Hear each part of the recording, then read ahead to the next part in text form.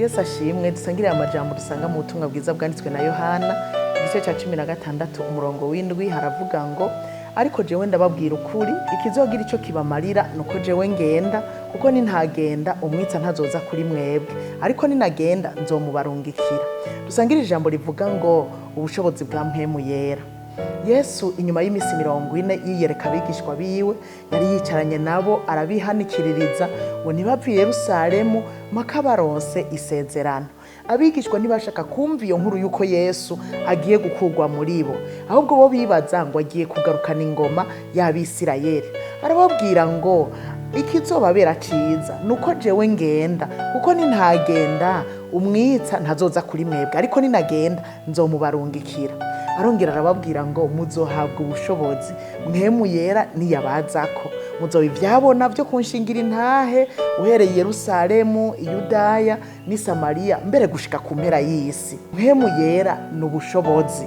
Uwufise Mpwemu Yera agira ubushobozi bumubashisha kurinduka, gushira amanga, ubwoba bugahera, n'ubushobozi butumara ubwoba. Kuko yaciye ababwira ngo mumaze kuronka ubwo bushobozi niho muzoca mugenda mu nshingira intahe, mumvuge uko mwambonye, mumvuge n'ibikorwa nakoze, kandi by'ukuri byarabaye.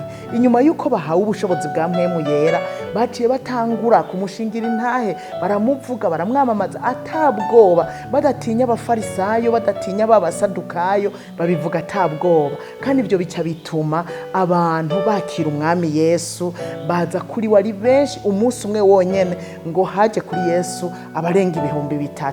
Urumva duhawe Mpwemu Yera tuba turonse ubushobozi butubashisha kurinduka, tukavuga ubutumwa bwiza. Mpwemu Yera ukaba waramuhawe, burya wahawe ubushobozi kubashisha gushira amanga ukavuga ubutumwa bwiza. Mpwemu Yera n'ubushobozi butubashisha gusenda abadayimoni, butubashisha kuvuga mu ndimi zitamenyekana. N'ubushobozi budushoboza gufata inzoka, mbere naho twojya ikintu cica nikizogira ico kitugira na gatoya. Ni n'ubushobozi kandi butuma turambika ibiganza ku bagwaye bagakira. Ubwo bushobozi twari kubukura hehe uretse kuri Mpwemu Yera? Yarabuduhaye n'ibimenyetso biherekeza abizeye, ariko bivuye kuri Mpwemu Yera.